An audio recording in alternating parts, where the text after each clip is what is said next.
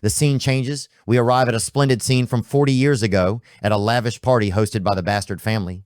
The chandeliers are sparkling, the music is melodious, and in the middle of the dance floor, Mr. Clump appears with a grin, his white teeth sparkling like the full moon.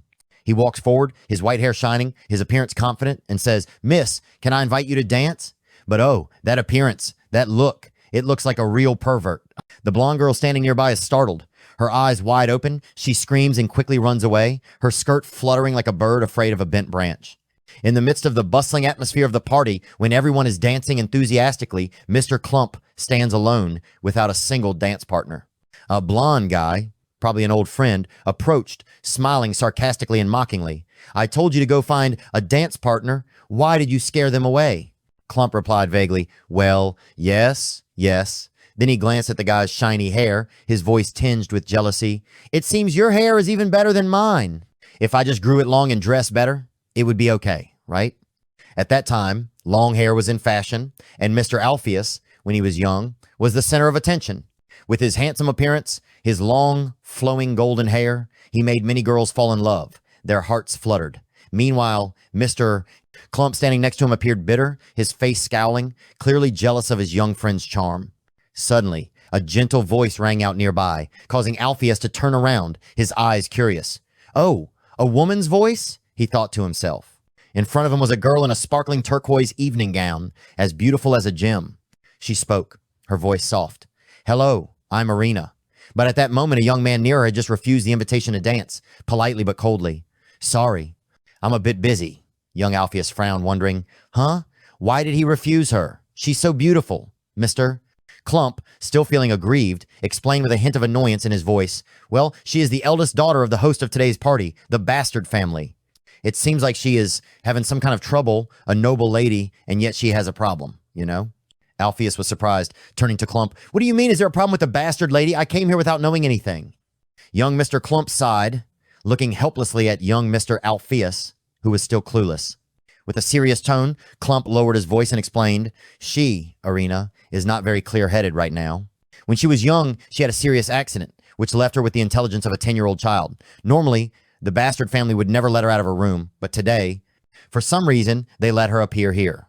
Clump tried to speak clearly, hoping that his friend would understand the situation.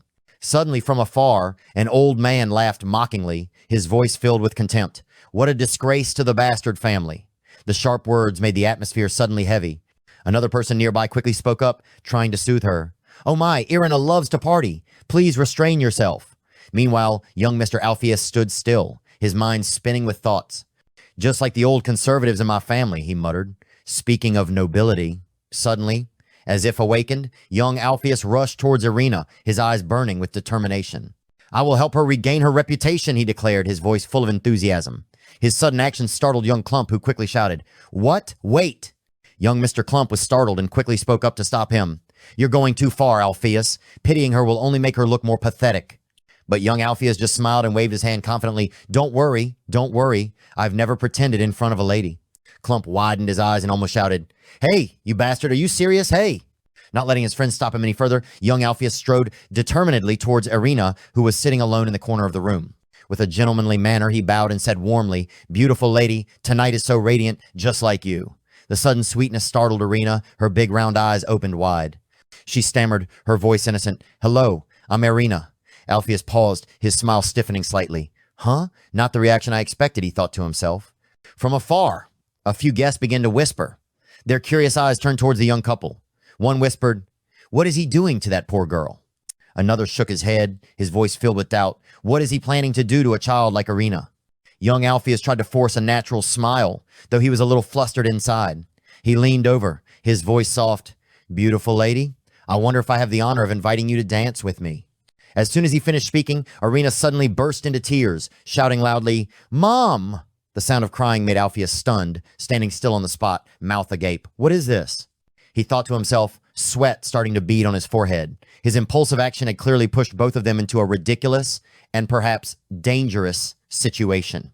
The scene changed, and we returned to 3 years ago, under the pitch-black night sky, where the rain poured down relentlessly. In the dark forest, Iruki stood in the rain, his clothes soaked, his cold eyes staring straight at the person in front of him. He growled, full of anger, "What are you doing, you bastard? Are you going to stand still and not do anything?" The person opposite did not respond, just stood there like a ghost, not making a sound. Above, thunder exploded, tearing the sky apart. Lightning flashed down, revealing the silhouettes of two people. Iruki clenched his fists, his eyes never leaving the person in front of him. His entire body exuded a sense of alertness, ready for any incident. Under the pouring rain, Iruki stood there, his hair wet and sticky, his sharp eyes fixed on the person in front of him. That person, with strange blue hair, just stood still, not moving, but the sweat on his forehead seemed to reveal his tension. Iruki, not wanting to let his opponent make the first move, spoke up to break the heavy atmosphere. "Hey, I get it." He glanced at his friend standing next to him, his voice full of meaning. It seemed that the two of them understood each other too well. No need to say anything more. His friend, who was also worried, spoke first, as if to confirm, "You're telling me to be careful, right?" Iruki didn't reply, just glanced at his friend, his eyes thoughtful, then nodded slightly. That's right, both of them felt the danger approaching. In front of them, the man slowly walked forward, two sharp swords glistening in his hands. He had a sinister smile, his eyes shining like a demon's, a thick, murderous aura filling the air. "You brats," he growled, stepping closer, carrying a deadly threat.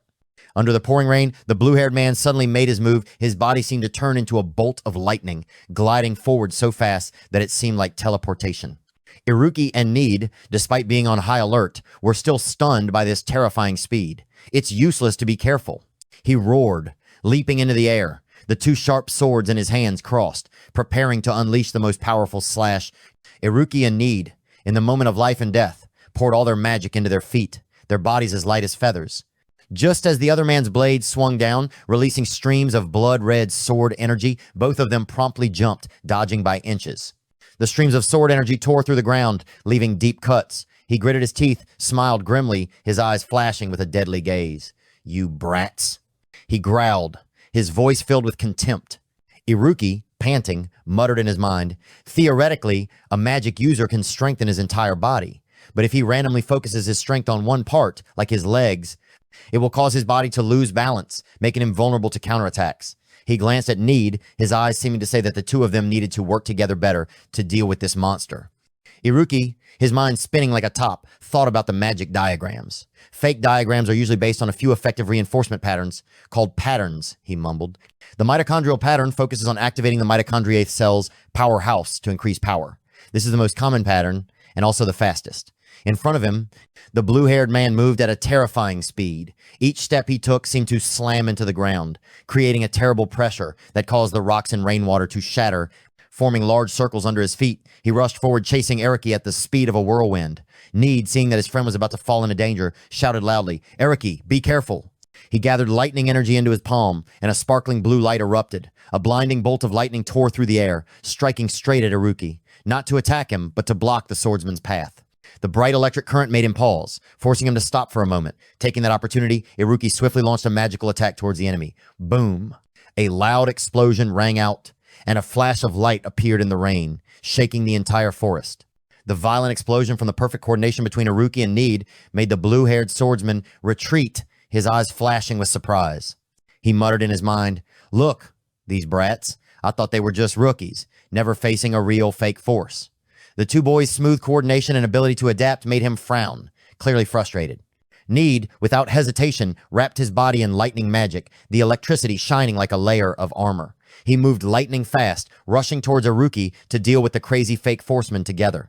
The two cautiously observed, looking for a way to break his formation. The swordsman, although unwilling, secretly praised in his heart. They really worked together well. He retreated, continuously dodging Need's lightning attacks, his body as agile as a ghost. Iruki and Need, sweat beading on their foreheads, began to tense up. "Damn it, why can't I hit him?" Iruki gritted his teeth, his voice filled with frustration. Need panted and muttered, "This is even harder than the speed test back then." The blue-haired swordsman kept retreating, nimbly dodging Iruki and Need's attacks. A thought flashed through his mind. This mitochondrial model consumes too much energy. I have to fight quickly and win quickly. He used all his strength to activate the mitochondria model. His muscles tensed and his power exploded. His speed skyrocketed and his body rushed forward like a bolt of lightning. His metabolism doubled and his energy surged. In just a split second, he had already glided behind Iruki, so fast that he didn't have time to react. Iruki panicked, his eyes widening as he realized the danger. "He's behind me," he thought, but it was too late. A sharp slash was swung down, and fresh blood splattered everywhere, dyeing the ground drenched in rain. At the same time, in another place immersed in pitch darkness, drops of crimson blood dripped onto the cold ground. Nearby, a pair of glasses lay alone, next to a spreading pool of blood, reflecting a faint light as if signaling something ominous. In the dark, Itella was tightly bound by dark chains, cold and heavy, wrapped around her body as if to suffocate all life. All around was pitch black, not a single ray of light. Her body was tattered, full of bloody wounds. Her breathing was weak and labored. Fresh blood was dripping from the corners of her lips. A cold voice rang out from the darkness. "I truly admire your perseverance." The man in black, who was controlling the dark chains, slowly pulled her up and hung her in the air like a helpless puppet. Suddenly, a dark old man, arcane, appeared, floating in the air, his eyes flashing with a sinister light. He chanted. Each large, dark magic curse echoed, causing the space to shake. "Time to die," he roared, and as he finished speaking, a jet of dark magic mixed with terrifying poison rushed straight towards Itella. Fortunately, despite her exhaustion, she was still alert enough to dodge, narrowly avoiding the fatal blow. Gasping for breath, Itella thought to herself, "Poison? If I get hit by that blow, I'll definitely die." She clenched her will, her eyes still flashing with determination, even though her body was almost completely drained of strength. Itella gritted her teeth and roared, gathering all her remaining strength to prepare for a counterattack. With a thunderous roar, she unleashed a powerful sonic wave, the energy tearing through space.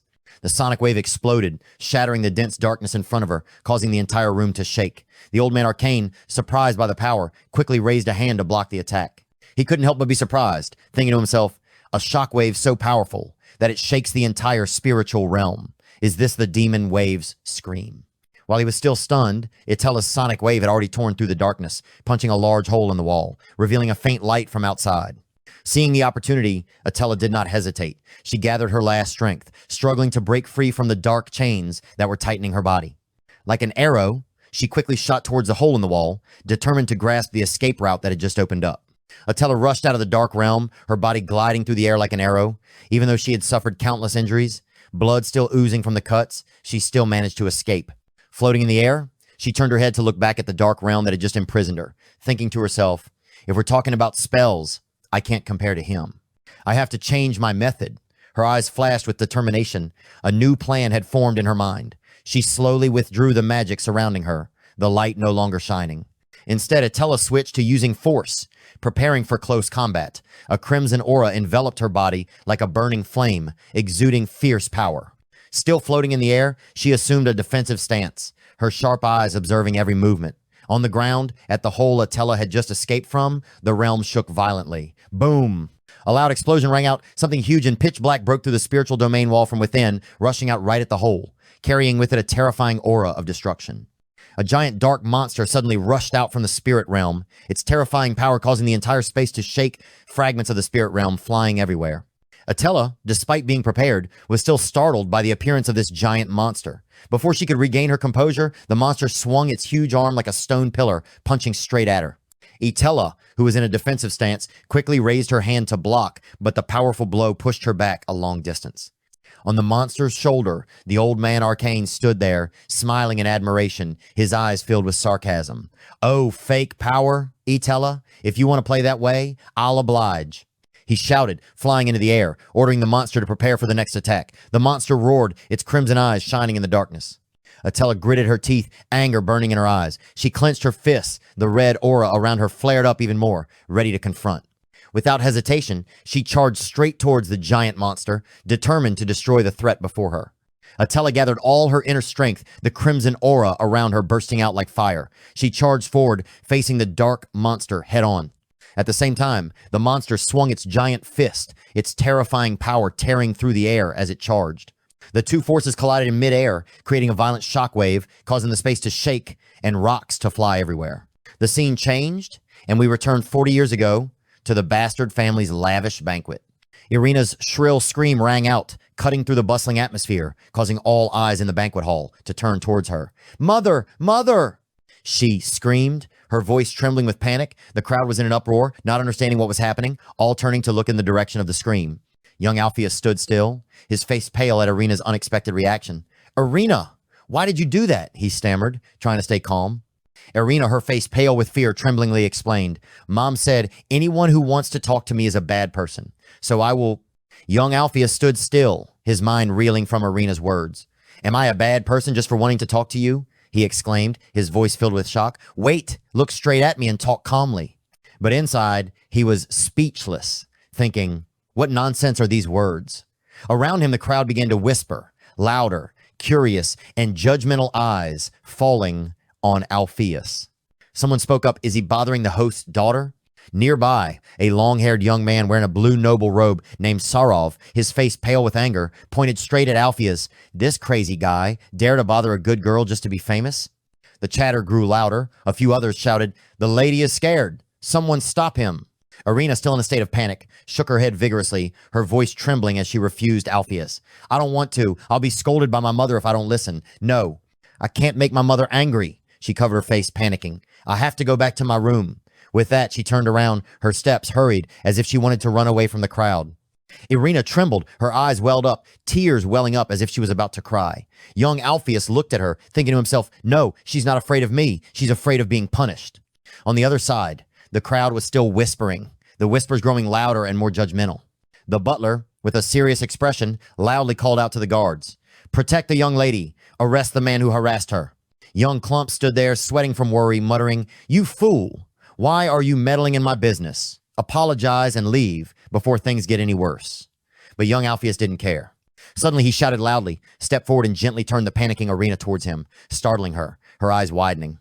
With a gentle voice, Alpheus looked straight into her teary eyes and softly said, Arena, you're looking at me now. Miss Arena, what are you afraid of? No one gets scolded just for dancing at a party. You didn't do anything wrong. Young Alpheus smiled kindly, his voice slow and gentle to explain to Arena, don't you want to try dancing a little? Arena gradually calmed down, her teary eyes now clearly looking at the blonde man in front of her, exuding warmth and sincerity. You should try it, Arena. How free? How do you feel?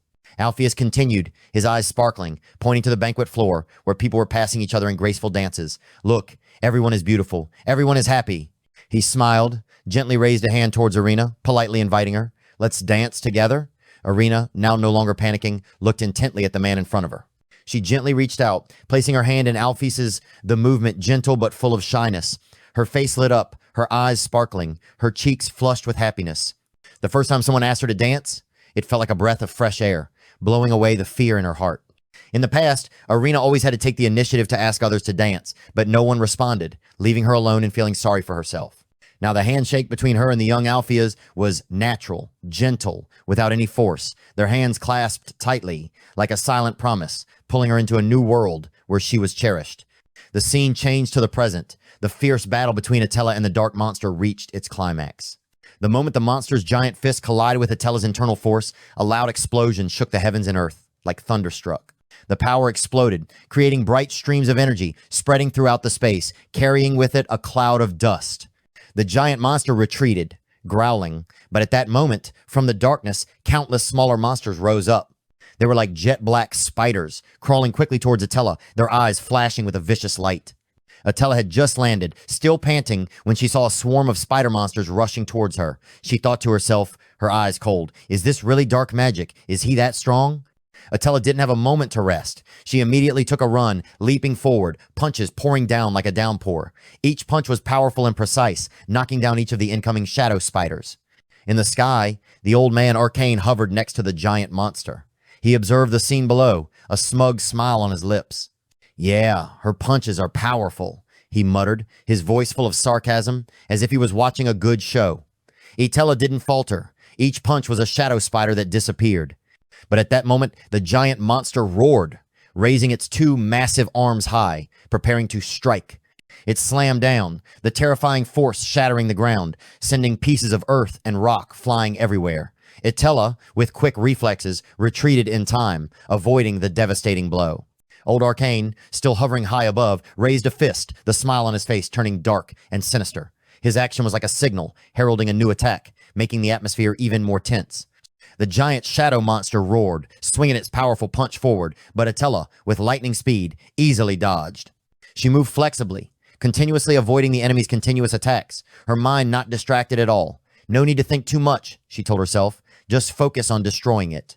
Taking advantage of the moments of dodging, Attila rushed forward, closing in on the monster, launching consecutive punches at its chest. Each blow carried a bright yellow shockwave, exploding like thunder. Above, The old arcane frowned, the corner of his lips curling into a cold smile. Lightning strike, he muttered, feeling the electricity from Etella's punches. This attack can destroy a person from the inside. The lightning wave fluctuates continuously, disrupting the body's circulation, and the shock force is increased tenfold, even 100-fold. He watched, his eyes cold, as if considering his next move, as Atella continued to attack, determined to take down the monster before her. The lightning shockwaves exploded one after another, hitting the giant monster's body. The old man Arcane, floating in the air, laughed loudly, his eyes flashing like a beast. What a madman.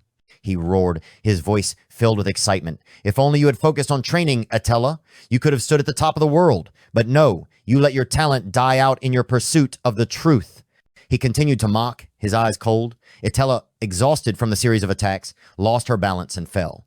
Below, the swarm of dark spiders swarmed, crawling like a terrifying black sea. They began to climb all over the giant monster's body, creating a terrifying sight. It's all for naught, Arcane roared, his voice filled with triumph. At that moment, the monster's giant hand, covered in dark spiders, slammed down towards Atella, who was floating in the air. An insect like you, no matter how hard you struggle against me, is nothing compared to my grand plan of world domination. Old man Arcane stood high above, his eyes looking down arrogantly, the corners of his lips curling up in complacency. The 5 giant punches of the dark monster rushed towards Atella as fast as lightning, carrying with them destructive power. A loud bang. The punch landed heavily on the ground. Rocks and grass were flying everywhere. Dust and smoke filled the air. But when old man Arcane looked up, he was stunned. At some point, Atella had appeared floating in the air, right above the giant monster's head. A thought flashed through Atella's mind, cold and determined. If someone like him enters the school, no, just enters the city, the consequences will be unimaginable. I must stop him, even if I have to sacrifice my life. Without hesitation, she rushed down from above, her hands clenched in a fighting stance, her entire body exploding with red energy. Like an arrow carrying terrifying power, Atella aimed straight at her enemy, determined to deliver the decisive blow. A dazzling lightning bolt tore through the sky, followed by a series of lightning bolts that struck down like a relentless storm. The giant dark monster howled miserably, its massive body trembling under the terrifying power of the lightning bolts. Atella, lightning fast, took the opportunity to retreat, her cold gaze never leaving her enemy. The Arcane, struck by the lightning bolts, also roared in pain. He raised his head, meeting Atella's frowning gaze from above. So that's it, he gritted his teeth, suddenly realizing all the previous attacks were just a stepping stone for this ultimate move. His hand was raised high, as if he wanted to grab something in the air, but it trembled violently, uncontrollably. The terrifying pain made him roar, his ferocious face contorted. He clenched his fist, shouting, "Remember, Atella, time has tempered me. Against the geniuses of my generation, I have never lost." Following his movements, a dark energy burst out, signaling a dangerous counterattack was being prepared. The dark monster roared, raising its giant arm to punch straight at Atella. The power seemed to crush everything. Atella frowned, gritted her teeth, and clenched her fists, ready to fight. The Arcane above burst out laughing, his voice filled with excitement. "Ha ha, take it." The monster's giant fist aimed precisely at Atella. She immediately raised her hand to block, but the terrifying power from the blow made her body shake. "Isn't the lightning strike enough?" she thought to herself, her eyes cold. "I thought you were stronger than that, master." The impact was so great a loud explosion erupted, rocks and leaves were blown away, smoke and dust filled the air. In another place, fresh blood splattered, a painful scream echoed, "Iruki!" Need, one hand converging the power of sparkling lightning, the other hand tightly holding the other arm to suppress the pain. He shouted, worried, "Are you okay?"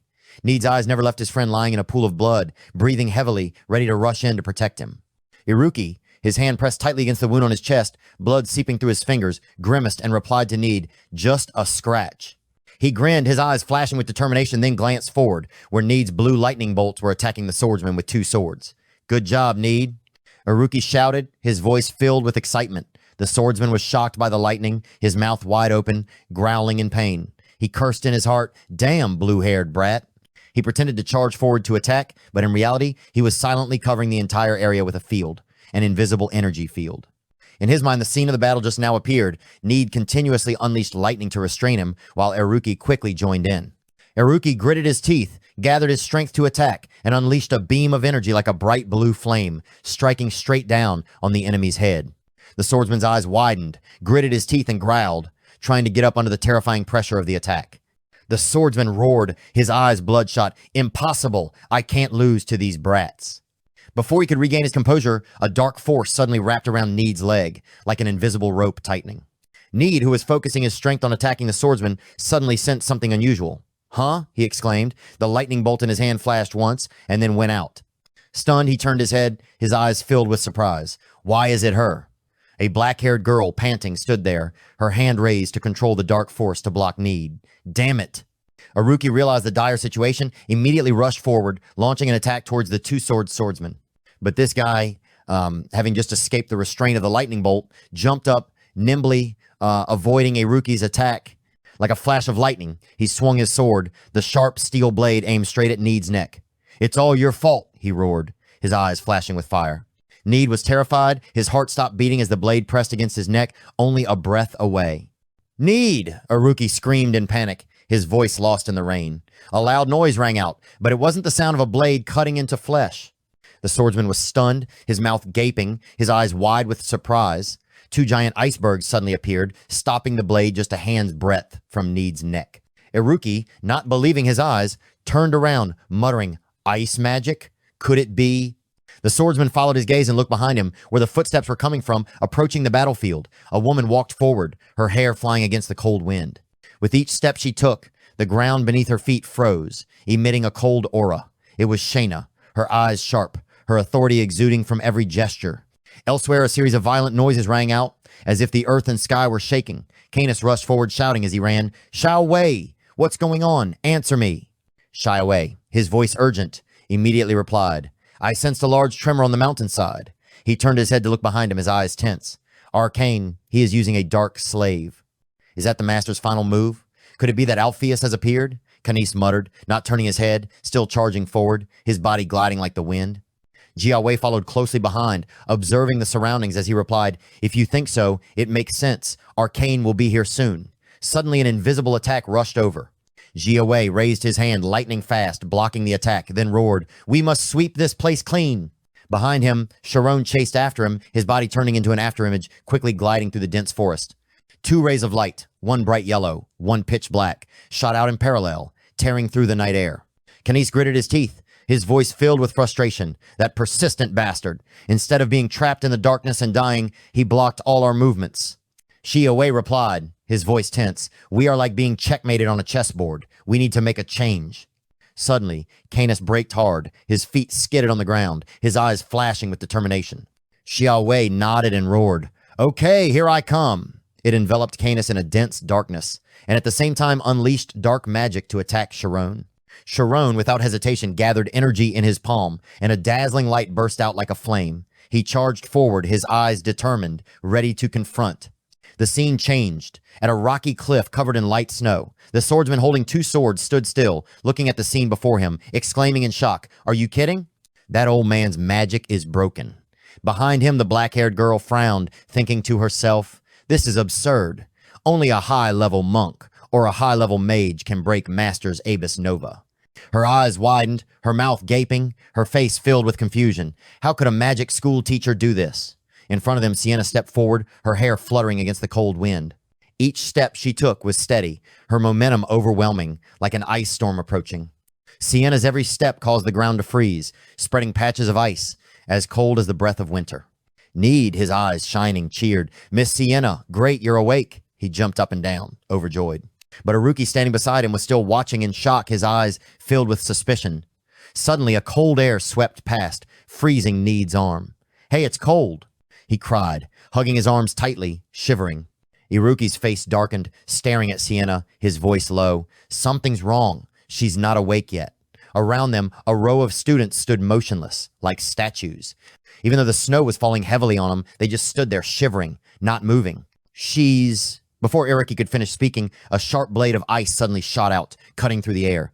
The ice blade sliced through the waist of the two-sword swordsman, causing him to scream, blood gushing out. "Hey, stop!" he screamed, falling to his knees, one hand pressing hard on the wound to stop the bleeding. "Are you going to kill all these kids?" His voice trembled, his eyes filled with pain and terror. The swordsman, one hand supporting his sword, struggled to stand up. The other sword had already fallen to the ground. Looking at Sienna's figure in front of him, he was terrified, his face pale. "Sometimes there are bastards like her," he muttered, his voice trembling. "Monsters, even on the brink of death, can still kill people even in their sleep." Sienna slowly opened her eyes, a cold light flashing in her pupils. Her face was expressionless, indifferently raising one hand. "Damn it," she whispered, her voice as cold as ice. The swordsman panicked, thinking to himself, damn it, she can cast a spell on my own body? Realizing the danger of the situation, he quickly threw away the other sword, stood up, turned around, and ran away. What use is that billion-dollar fortune? He screamed in his mind, his body turned into a red after image, rushing straight into the darkness. But behind him, sharp icebergs continuously appeared, chasing him like deadly knives. Damn. So unlucky. The swordsman gritted his teeth, growling in despair. Suddenly his eyes widened, his pupils constricted, as he realized something. Huh? Time seemed to stop, his body motionless, frozen in place. Sienna, calm as ice, raised one hand forward. The girl was about 20 years old, a 6th level mage, famous for ice magic, especially the absolute zero technique. She raised her head, her hand raised high, a giant ice tornado swirled around her palm, carrying pieces of rock and ice that flew everywhere.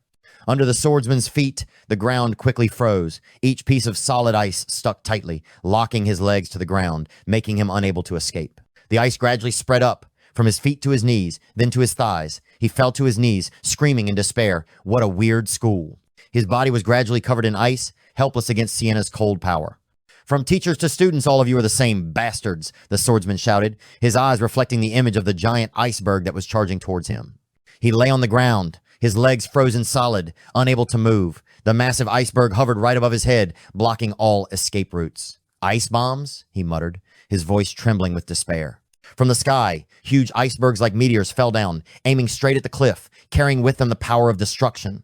The black-haired girl raised her head, looking at the icebergs that were charging towards her in horror. At the critical moment, Need rushed over, hugged her tightly, and pulled them both to roll to the side. Ah! She screamed, looking up at Need, who was pressing down on her, confusedly asking, "What are you doing?" Need shouted loudly, his voice filled with urgency, "Get a hold of yourself. At this rate, everyone will die." As he spoke, his tears fell down her face, glistening in the cold light of the ice and snow. Seeing Need burst into tears, the black-haired girl panicked, her voice trembling. I don't have enough time, but I will handle it." Iruki, who was standing in front of the two, suddenly spoke up, his eyes cold. Need hurriedly asked, his voice filled with worry, "What are you going to do?" Iruki frowned, not answering, his mind highly focused. He muttered, "Ice. No, this iceberg weighs about 15 to 20 tons. I need to break it into thousands of small pieces." Raising his head to look at the giant iceberg that was charging towards him, Iruki raised his hand, a beam of power burst out, confronting it head on. In an instant, he analyzed the vector of each iceberg, dividing the energy beam into two powerful streams. There can't be even the slightest mistake. Iruki gritted his teeth.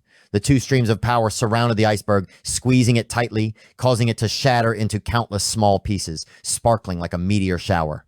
Need and the black-haired girl opened their mouths, their eyes wide in shock. How did he do it?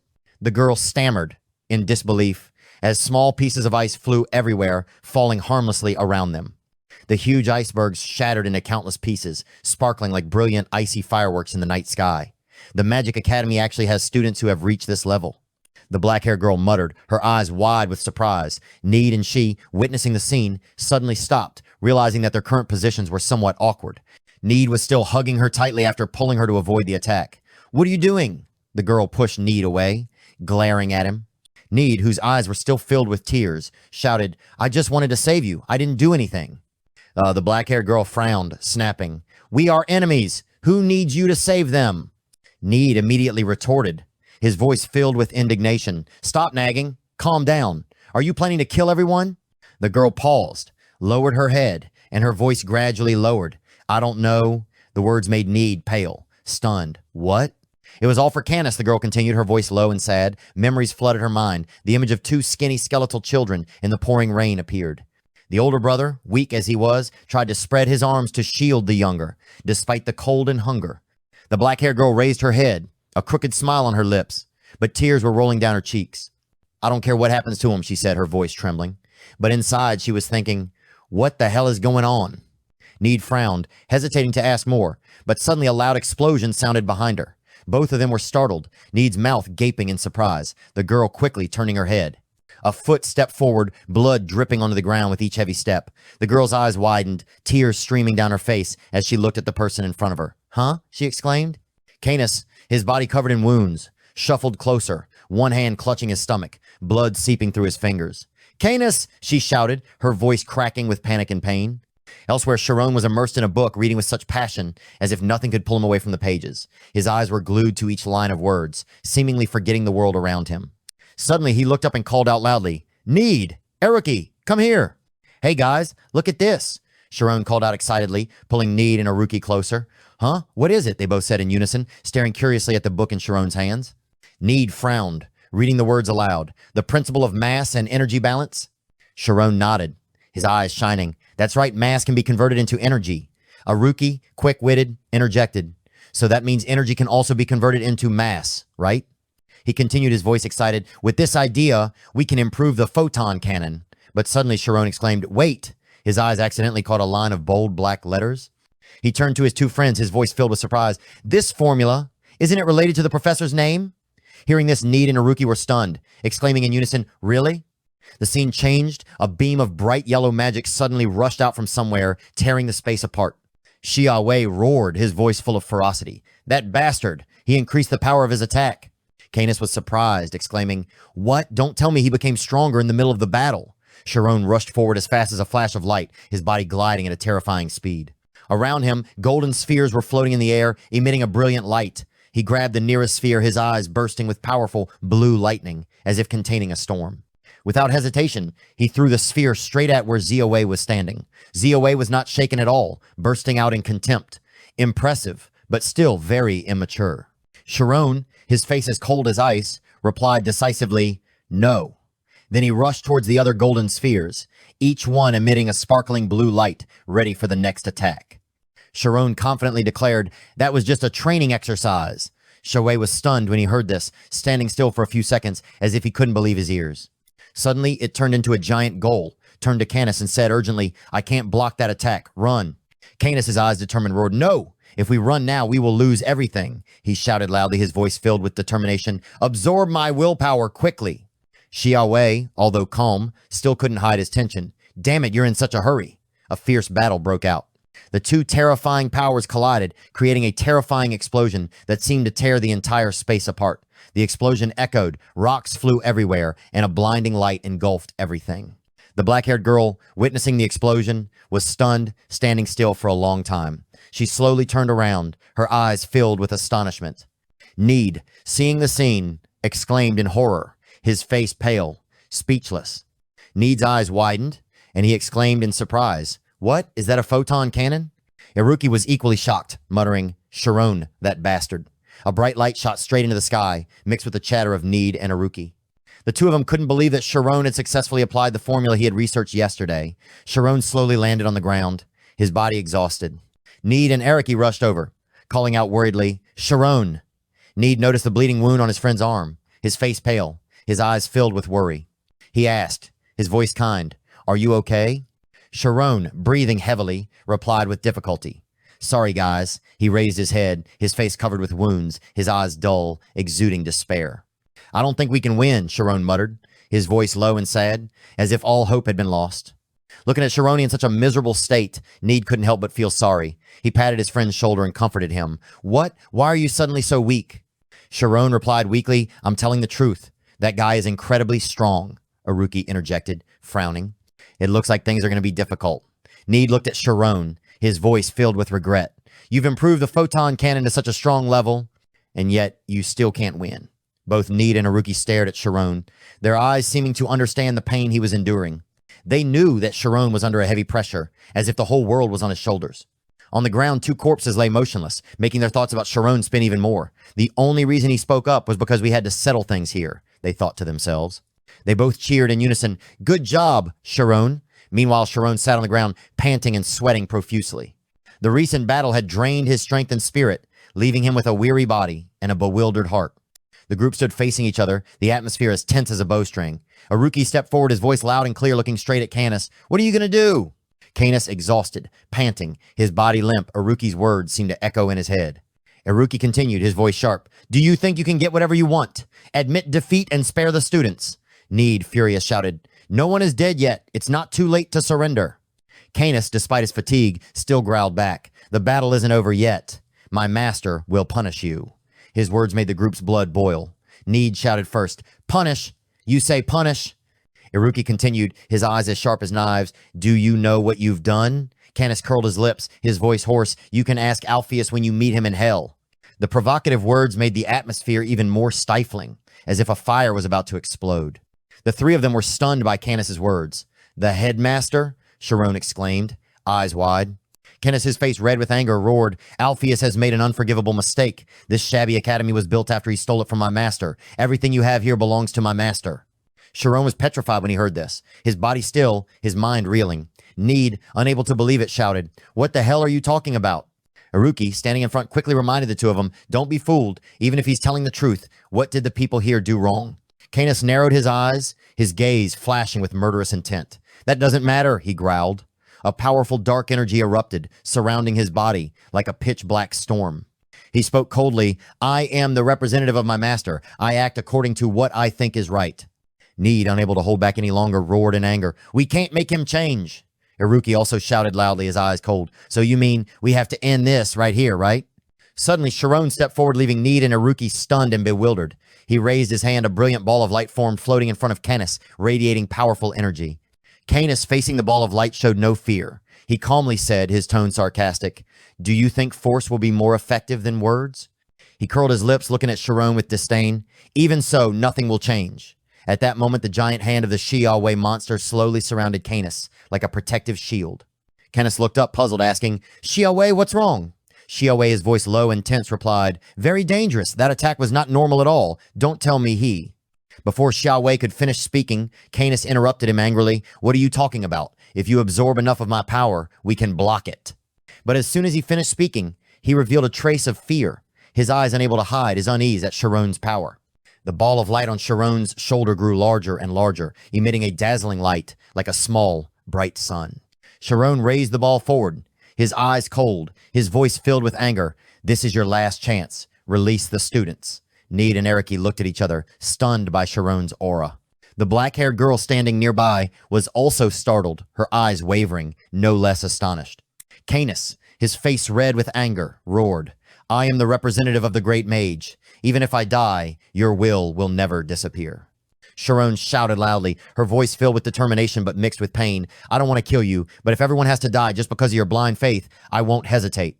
Shirone clenched his fists, his eyes burning with determination to reclaim everyone's lives. He gritted his teeth, completing his unfinished sentence. Then I will have to defeat you. The scene changed. Somewhere, a gentle voice rang out. The light is so beautiful. A beautiful girl appeared, her brown hair neatly tied up. Her jade-like blue eyes made her face even more gentle and charming. A blond man, standing nearby, accidentally caught her eyes. His heart seemed to stop beating. He had fallen in love with her without realizing it. The two of them sat in the middle of a brilliant flower garden filled with fragrance. They both looked at the magnificent palace in front, where the sparkling light reflected. The girl smiled, her voice gentle. Stars, fireflies, us, everything is beautiful. But then she turned around, her eyes slightly reproachful. However, the words you said are not beautiful at all. The blond man was startled, his face worried and nervous. He hesitantly replied, his voice trembling. I didn't mean to. It's just... The girl smiled, looked up at the sparkling sky, and said softly, Why do I think light is beautiful? Because light helps us see clearly in the dark. She turned to the blond man, who was still happily watching the stars, and continued, We can see the night because of light, right? Suddenly, a voice rang out from somewhere, full of surprise. I see. Darkness? It's light. The young man's eyes flashed with blue electric rays, as if containing a storm. Two streams of energy, one bright, one dark, swirled together in the air, not opposing but blending. He exclaimed, his voice filled with excitement. I understand. Now I understand. The blond man still sitting next to the girl exclaimed, his eyes filled with emotion. So beautiful, Irina. Simply too beautiful. It turned out that the beautiful girl with blue eyes was named Irina. She turned around looking at him a little bewildered, her eyes filled with curiosity. He spoke affectionately, calling her name Irina. In the garden of brilliant flowers, the blond man knelt on the grass, his eyes filled with affection. He held Irina's hand, his voice trembling. Will you be the light of my life? The scene was as beautiful as a painting, strangely quiet. Pink rose petals fluttered in the sky, sparkling under the moonlight. The wind blew gently, carrying the sweet scent of grass. In his heart, thoughts rushed back. How can I forget that day? The air of that night, the stillness of the wind, the scent of grass, and the pure beauty of Irina. That memory was deeply engraved. Nothing could erase it, no matter how the world changed. That was the precious memory of Director Alpheus forever shining. Back in reality, Thad, sweating profusely, his clothes soaked, his face tense. He used all his strength, using magic, trying to pull the director out of the fantasy that was imprisoning him. Thad's every breath was heavy, but his eyes were determined not to give up. Thad, despite being exhausted and sweating profusely, still continued to try. He gritted his teeth, thinking to himself, the light resistance is too strong. With his eyes tightly shut, Thad muttered, "Arcane, I can't believe he can cast such magic," he screamed in his heart. "Director, please wake up." On Shirone's side, footsteps slowly sounded, getting closer. Shirone turned around in surprise, his eyes bewildered. What's going on? Both he and Canis were stunned, not believing their eyes at the scene before them. Canis, exhausted, shouted, "Master!" A man appeared, his skin wrinkled, his long white hair flying. Around him, a dark energy swirled, exuding an overwhelming aura. The white-haired man stood high above, his eyes cold, as if looking down on everything with boundless contempt. Canis roared, his voice hoarse, "Master!" The white-haired man, his eyes as cold as knives, exuded a murderous aura. His long white hair fluttered, his face cold and emotionless. He glanced down, where a man's corpse lay motionless on the ground, surrounded by sharp ice. Canis lowered his head, his voice sad and trembling. "I'm sorry, Master." He looked at Canis for a long time, his eyes sharp, thinking, "That stupid bastard. That's right."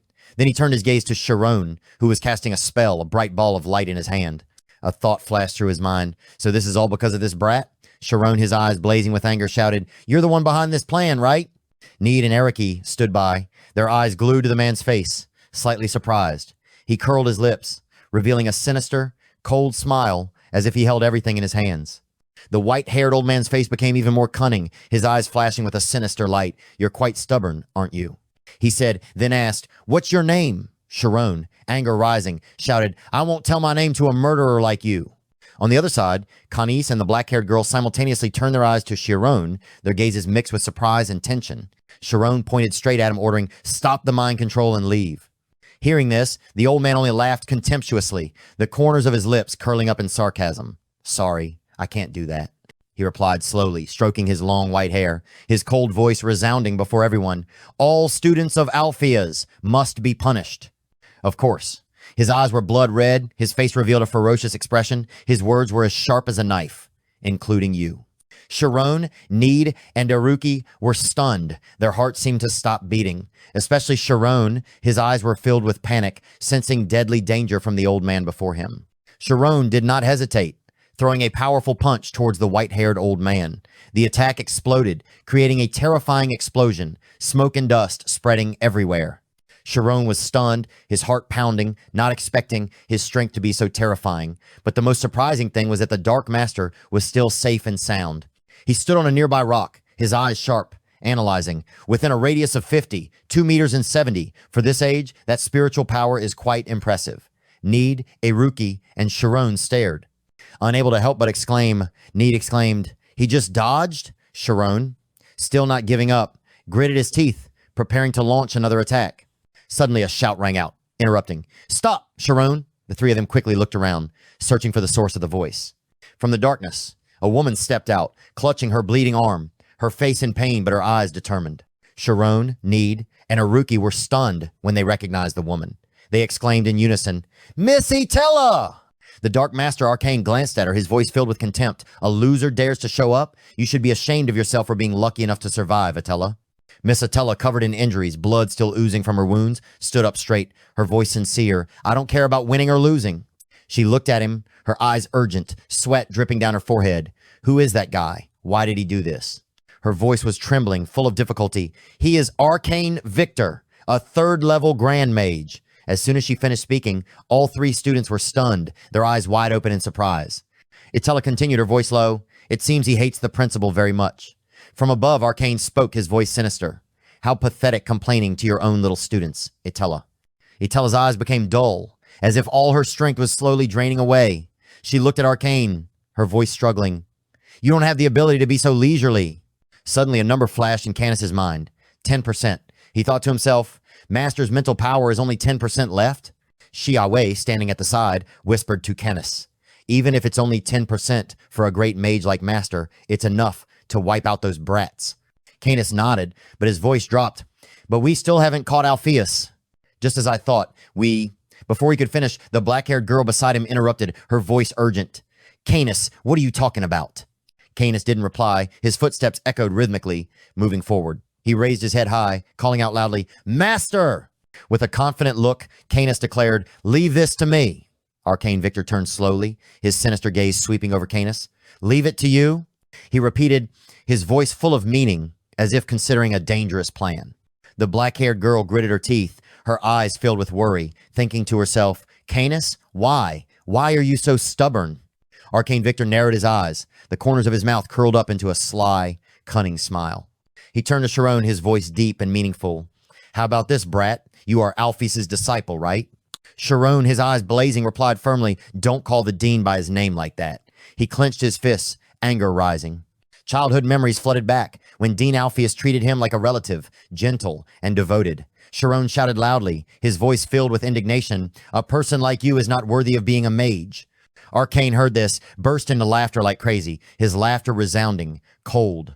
His smile grew more and more fierce as he laughed, his voice full of sarcasm. Not worthy? Haha, brat. You will soon see who is the one who decides everything. Arcane Victor sneered, his voice full of sarcasm. Alpheus, these past 40 years, how much of a hypocrite have you been? Need and Aruki were stunned, their eyes fixed on him, unable to believe what they had just heard. Arcane turned to Canis, ordering, All right, Canis, fight that brat yourself. Canis bowed his head, his voice filled with respect. Thank you, master.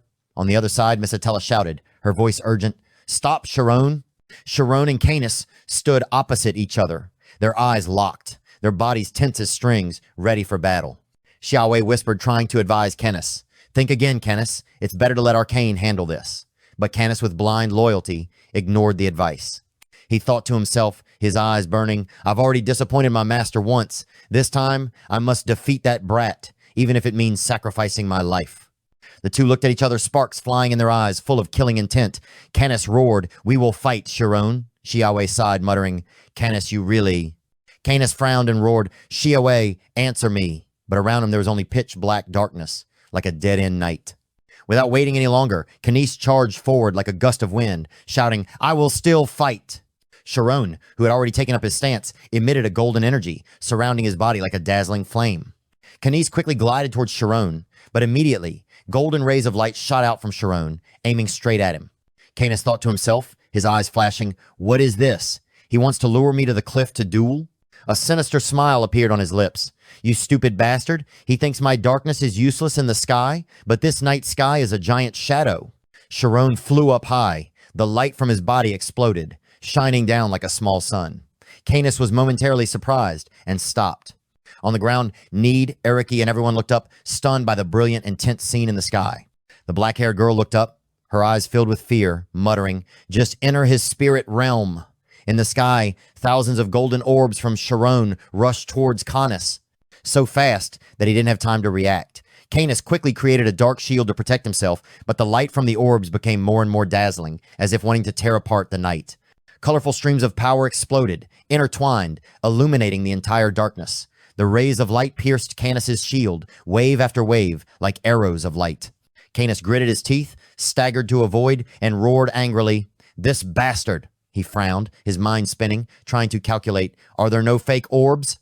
In front of him, Shirone shone brightly, surrounded by countless rays of light, like a living star. Canis was shocked, thinking to himself, he really cast hundreds of spells at the same time, and they were all real? Shirone's overwhelming power left him stunned, unable to believe it. Shirone's face was covered with wounds, blood oozing out, but his cold eyes flashed with a blue light, making Canis confused. How could a mere amateur?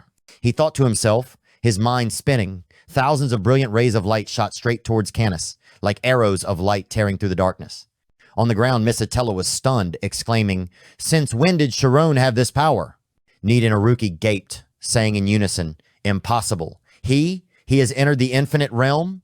Suddenly, a voice rang out from behind, making both of them jump. What did you say? Miss Attella turned around, her voice stern, making Need and Aruki sweat profusely. Shirone has entered the jaws of immortality? She muttered, her eyes filled with astonishment. Then she looked up at the sky, watching the battle. Need and Aruki breathed a sigh of relief, their hearts still pounding. Up above, countless rays of light twinkled like stars, creating a majestic scene. Attella thought to herself, her eyes darkening, this is the end. The jet-black darkness swept past the energy rays like a gust of wind, so fast that it only took a blink of an eye. Canis roared, his voice filled with anger. "Harvest!" He glared at Shirone, his face distorted with anger, shouting, "Answer me! At this rate, we're going to die." But in just a moment of inattention, Canis was unexpectedly hit and cried out in panic, "Huh?" He quickly reached out to touch his body, checking for injuries, but strangely, he didn't feel any pain. Canis frowned, thinking, "Am I not injured? What just happened?"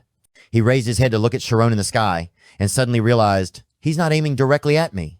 Shirone, holding the glowing energy ball in his hand, raised it high, preparing to throw it straight at Canis. The ball flew forward, its dazzling light tearing apart the night sky. Canis' mind was spinning, his thoughts racing. Darkness. He's completely eliminating the darkness, which I can use to teleport. He looked up, goosebumps rising all over his body, a chill running down his spine. This madman's spiritual power, is it endless? The dazzling light that descended upon Canis like a storm of punishment made him feel humiliated and unjust. "I don't want to die in front of my master," he thought, his eyes gradually becoming dull, losing all emotion, as if death was approaching. But suddenly, a wave of dark power surged into his body, rolling like a raging wave. In his mind, Canis silently wondered, harvest? Arcane, so troublesome. A terrifying explosion erupted, the earth and rocks shattered, and smoke and dust filled the air. Need and everyone on the ground were stunned, retreating from the aftershock. Canis, as if revived, the energy in his body exploded violently. He screamed in pain, screaming in his heart, "Harvest!" Why? His body was filled with the dark power of harvest, like an unstoppable flood. Harvest's voice echoed in his mind. "Here is my spirit power. Wake up and focus." From underground, a violent stream of darkness rushed up to attack Shirone, forcing him to dodge by a hair's breadth. Shirone was stunned and surprised. Why all of a sudden? The two opposing energies, light and darkness, collided fiercely, creating violent shockwaves. Shirone grimaced, painfully looking at the blood flowing from the wound, muttering, "It's reversed!"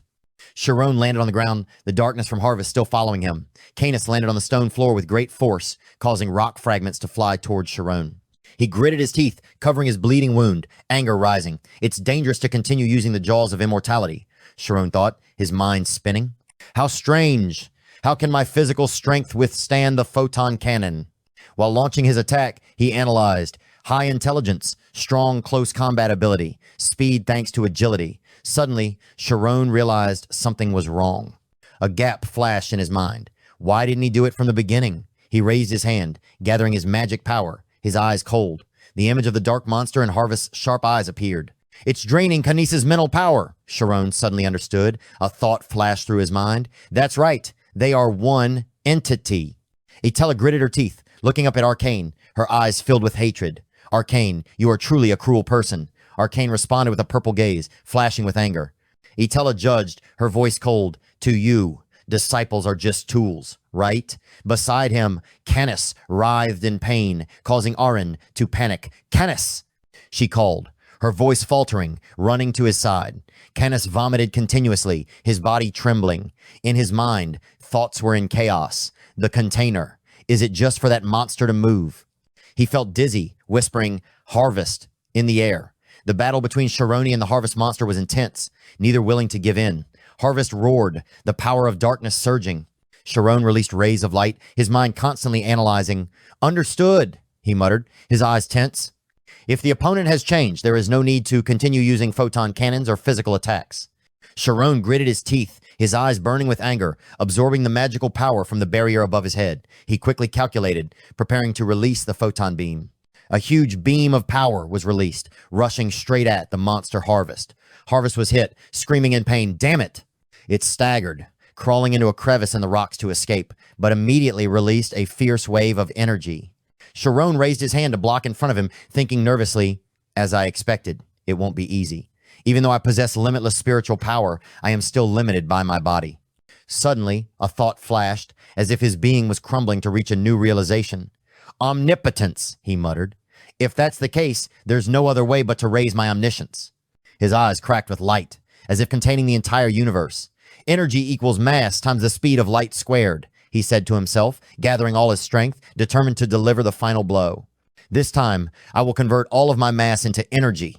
The power that exploded from Shirone was bright, as if it wanted to swallow everything. The stream of power from Shirone rushed over, like a storm of light, causing Harvest to panic. "What is this?" he shouted, but by the time he realized, it was too late. This is... His body gradually disintegrated under the terrible pressure of energy. Immortal mother, Harvest screamed, his body shattered, unable to resist. On the ground, everyone watched in horror. Eren was stunned, unable to speak. Old Arcane frowned, his eyes filled with surprise. Need shouted loudly, "What is that?" Iruki and Attila were also shocked, saying in unison, "Laser!" Above, Shirone gritted his teeth, trying to maintain the attack. The stream of light pierced through Harvest, creating a large hole in the middle of his body. "My body is burning," Harvest screamed, his body disintegrating.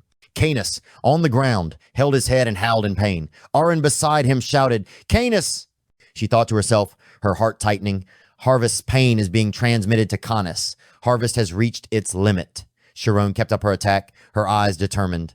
Harvest, in fear, roared, "If this continues, we will be destroyed." Harvest's body was boiling. Small explosions erupted from within, as if he was disintegrating. Attila, her heart pounding, watched the battle with excitement.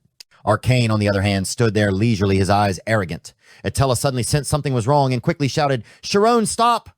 Shirone turned around, his eyes bewildered. But within Harvest's body, the cells swelled, and he roared, "It's too late!" A terrifying explosion erupted, destroying everything around him. Rocks and soil shattered, and dust filled the air. Harvest's voice echoed, "My name is Harvest." The scene changed, returning to the past. Canis stood before Eren, his hand touching the glass of the water tank, and said, "Harvest, become my subordinate." The monster trapped in the tank looked at the two children and asked, "Why?" Arcane, standing beside him, interrupted, "Don't you want Canis to be stronger?" Harvest shook his head, his voice low. "That's not what I meant. But if we combine with Aren, we will be more effective." Harvest glanced at Eren, his eyes slightly sad. Eren has lived in Ledoux for 10 years, alongside Canis. No one has ever seen her, but thanks to her special resistance, she has forged a high-level psychic sense, seeing things that ordinary people cannot. Arcane, his eyes vicious, interrupted, "He is talking about the first origin record, a unique brain process, allowing one to perceive an object or subject from the first contact, seeing its true form." Harvest looked straight at old Arcane, his voice resolute. "Thanks to sensing Eren's overload, I was able to find her and bring her here, along with Canis." Arcane quickly replied, his voice cold, "No." Arcane's face was filled with murderous intent, his voice stern. "Eren is too gentle. Harvest, enter Canis." In his mind, Harvest suddenly understood. The bubbles floating around him seemed to reflect the truth. "So that's it, Arcane," he thought to himself. "The reason you gave Canis to me, from the beginning, you planned this." Flashing back a minute, on the top of the mountain, a terrifying explosion erupted. A stream of energy rushed down to where everyone was standing. Surprising everyone, Eren shouted loudly, her voice broken, "It's coming!" In Canis' mind, Harvest whispered, her voice weak, "I'm about to explode." Canis, exhausted, called out, "Harvest!" The monster muttered, full of regret, "I will break the contract between us." A stream of green power escaped from Canis' body, causing him to scream in pain. Harvest floating in the air, the golden light gradually dissipated. Canis screamed, tears streaming down his face. "Harvest, no! Why did you leave me alone?" In the memory, Canis faced Harvest's question, "Why do you want my power?" His face was hard, his voice was firm. "Because Eren is my only light." His eyes were burning with determination. "I must protect her from this world." Harvest swelled up, laughing lightly. "Hee hee, what an interesting person." Then he said in a low voice, "Live on." Canis painfully screamed, "Harvest." Back in reality, the explosion from Harvest caused the rocks to shatter, smoke and dust to fill the air. Arcane turned his head, not wanting to witness it. When the dust cleared, the space was eerily quiet. Shirone, his eyes cold, looked at Arcane's pitch-black back and roared, "You!" His anger flared up, shouting loudly, "What did you do?" Need and Haruki were stunned. Shirone continued, his voice trembling with anger, "Answer me!" Eren, extremely anxious, hugged Canis tightly, looked up at Arcane, his voice trembling, "Are you planning to kill everyone here?" Arcane, his face vicious, smiled with delight. "Oh, that expression, no wonder I find you familiar." He taunted Shirone, "You are the reflection of Althea's 40 years ago." Shirone, indignant, shouted, "Shut up." Arcane burst out laughing, his voice agitated. "Now I understand why that damn Alpheus took you in. You even have the appearance of someone possessing omnipotent light." He continued to mock. "He must be plotting something against you." Shirone, furious, shouted, "What do you know?" Arcane's face darkened, his voice cold. "I know, Alpheus, the one you respect, was once my student." As soon as he finished speaking, Shirone was petrified, exclaiming, "What?" Arcane, standing on the cliff, looked down at everyone, his voice filled with pride. "Alpheus is very smart. Teaching him, I am truly happy." Arcane raised his hand covered in burn scars, his eyes flashing with hatred. But he was blinded by greed, he gritted his teeth, staring at his hand. He threw me into hell, burning down my life's work. While I did everything to help him, even his wife died in vain. Everyone was stunned and astonished. Need exclaimed, "The dean did what?" Attila stepped forward, blocking Shirone, her voice sharp. "Speak clearly." Arcane looked up at the sky, his eyes deep in thought, as if lost in the past. The story of 40 years ago. Shirone listened attentively, his heart pounding. Arcane closed his eyes, his voice low, as if reciting an old record. 40 years ago, he was young, sitting on a chair, watching Alpheus, trying to cast magic, the light shining above his head. That was their most glorious time. A voice rang out from his memory. "This year's Golden Circle Award goes to Miroff Alpheus." At that, young Alpheus exclaimed, his face beaming with joy. Alpheus excitedly raised the trophy, the light from the Golden Magic Circle medal glittering under the enthusiastic applause of his friends. "Miroff Alpheus," the announcer announced. "The award for the most outstanding mage of the year." His colleagues surrounded him, endlessly praising him. "Alpheus, you are a genius. Who would have thought that light is both a molecule and a wave? You have made it big, but don't forget us. You are the pride of the Miroff family." A close friend hugged him, smiling brightly. "Alpheus, you are my dear friend. I thought you were only causing trouble, but who would have thought you would do something so big?" The friend patted him on the shoulder excitedly. "We should celebrate tonight, right?" Alpheus smiled and nodded. "Of course, but let me go home first." On the town street, a group of horses pulling a luxurious carriage passed by. Alpheus, holding the prize in his hand, hurriedly pushed open the door and called out, "Irina." From the kitchen, Irina looked out, holding a spatula, her face beaming, calling out loudly, "You're back, hubby?" Alpheus hurried over, excitedly pinning the medal onto her shirt, his voice excited. "This is mine, Irina. The Golden Magic Circle. Look, it has the Imperial Seal." Irina smiled brightly, her eyes brimming with pride, hugging him tightly. "So the whole world has recognized your idea. Congratulations, congratulations, hubby." Alpheus picked her up, saying, "There's a party tonight. I have to go." Irina was surprised, interrupting, "What party?" But he didn't let her say anything more, carrying her straight to the room, ignoring her cries. "Hubby, the bread will burn." He laughed loudly. "Let it burn. I'm burning too." Alpheus, at the age of 23, became the most famous mage on the continent. Invitations poured in from all over the world, and his reputation resounded far and wide. Invitations from nobles poured in, but Alpheus did not care about personal gain. He carefully selected each offer based on his outstanding abilities, causing his value to skyrocket. However, both families still strongly opposed his marriage to Irina. Every morning, Irina stood at the door smiling gently as she sent him off. Alpheus, sitting in the carriage, mused, "Just wait a little longer, Irina. I will soon become the best." In front of the two families, Alpheus kept a gentle smile, his voice confident. "When that day comes, both families will have to acknowledge us." His face was radiant, full of determination, but as he left for work, stealthy footsteps appeared at the door. A voice cursed, "Damn it, how did it turn out like this?" Serov, along with two others, stood there, looking confused. One sighed, "If only he had made up earlier, things would have been different." Serov scratched his head and muttered, "Who would have thought things would turn out like this?" Alpheus has such a big influence. The friend beside him wondered, his voice full of doubt, "But does Alpheus really live in a place like this? It's just an ordinary house." Serov sighed, full of regret. "I should have brought a gift." He went to knock on the door, thinking to himself, "It's okay. It's not like we can just give gifts and talk about old times." The door swung open, startling everyone. Irina appeared, smiling brightly. "You're back, honey." But when she saw the strange men, she panicked, stepped back, her voice trembling. "Huh, who are you guys?" The three of them were momentarily confused, thinking to themselves, "This is really Alpheus's house." Serov quickly put his hand on his chest, forced a smile, and introduced, "We are Alpheus's friends. Is he home?" Irina replied gently, "No, he's out." Serov quickly asked, "Then do you know when he'll be back?" Irina shook her head, her voice soft. "I don't know." Serov hesitated, scratching his head. Then the group of men in front of her laughed bitterly. One of them spoke up. "Can we ask permission to go inside and wait for Alpheus to come back? It's a bit tiring to wait outside like this." Irina thought for a moment, thinking, "My husband's friend." Then she smiled, nodded. "Yes, please come in." Night fell. The house was brightly lit. Alpheus's voice rang out from the door. "I'm back, Irina. Sorry, it's too late." He walked over, calling out, "Irina?" As he entered the brightly lit room, a voice suddenly rang out, "Alpheus, that bastard. How lucky." Alpheus was stunned by the scene before him. On the table, wine bottles were rolling around, and food was scattered. The Serovs were drunk, laughing and talking loudly.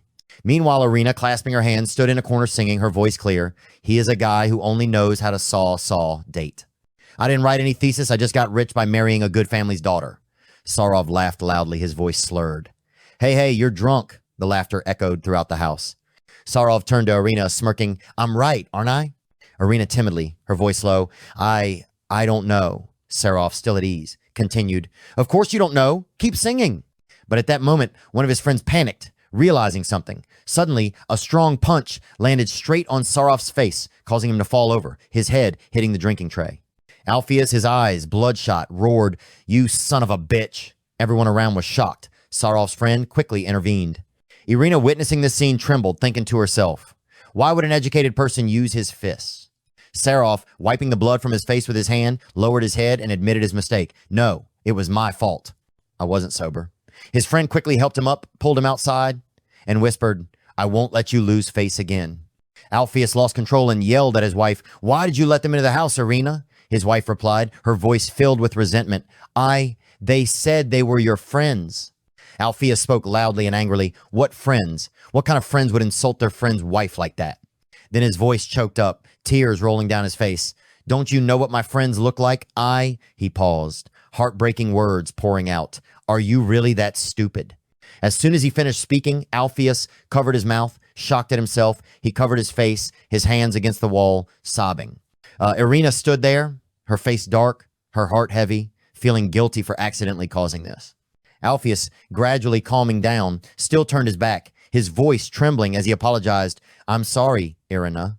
Forget everything I just said. In his mind, thoughts swirled. Just because her intelligence is low doesn't mean her thinking is stuck at 50. She's still Irina, the one I love. Irina bowed her head, her eyes filled with tears, her voice choked. I'm sorry, my love. I will never do it again. Alpheus, though still angry, felt love overcome his anger. But he did not say more, just quietly left the messy house, leaving Irina standing there, her face sad, her head bowed like a guilty person. Sorry, I'm going out to get some fresh air, he said, walking away, leaving his wife alone in the ruins. Alpheus went to a nearby tavern, sat down, took a sip of wine, then slammed his glass on the table, shouting in anger, You piece of shit, I'm such a piece of shit. He held his head, blaming himself. I never thought I would say such words to someone who only knows how to love and follow me. Opposite Clump, who was sipping his wine, spoke in a comforting voice. It's normal to quarrel from time to time, Alpheus. Clump suddenly became excited, slapped his thigh, and suggested, That's right, why not take this opportunity to have a baby? Your relationship will definitely improve. Alpheus sighed and replied, It's not like I haven't thought about it. Clump pressed. Then just have a baby. By all means, you have to have a baby for everything to be stable. He pulled out a family drawing, boasting, Look at my ocean family. So happy. Alpheus pondered. I know, but the doctor told me that they weren't sure that a person with the intelligence of a 10-year-old child could endure the pain of childbirth. He coughed. His voice choked. I shouldn't have said this, but you already know. Ever since I decided to marry Irina, I knew. He looked up, his eyes red. I don't regret it. It's just, why would someone as smart as me act like this? You have no choice, right? Clump said firmly. Alpheus paused, his eyes flashing with hope as if an idea had just occurred to him. The scene changed. In a dark, gloomy area, an old man's wrinkled hand was trembling as he wrote on a piece of paper. The ground was shaking. The air was heavy. The old man spoke, his voice hoarse but impressive. Not bad. 48 hours after an intruder had broken into the arcane archmage's dungeon, the old man returned, giving praise. The one who could set foot here is quite remarkable.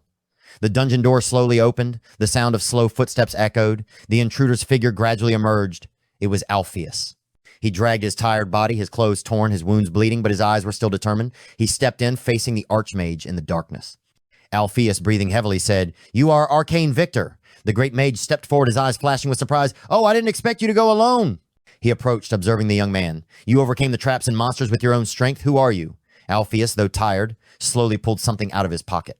He spoke, his voice firm. My name is Alpheus Miroff. He raised the blood-stained paper high and handed it to Arcane. I have read. Seeing the paper, Arcane was slightly surprised, his eyes sharp. Your research thesis on restoring memories? Alpheus continued. Arcane smiled, his voice full of interest. How interesting. The genius behind the quantum theory of light, the master of light, is fascinated by dark magic? Alpheus, almost exhausted, stood unsteadily, his voice hoarse. I want to give my memories to my wife. Before he could finish, he collapsed, fainting in front of Arcane. The bloody papers scattered on the floor. After a period of unconsciousness, Alpheus suddenly woke up in a large pool of water, choking and panicking. He was bewildered, not understanding what had happened, why he was here. The wounds on his body had disappeared. His body had completely recovered. "Where is this?" he muttered. Arcane, sitting on a chair, attentively read the papers Alpheus brought with him. He looked up, his voice full of interest. "I read your notes in here. Interesting." He nodded, continuing. "You want to use the absorption ability of dark magic to store memories, right?"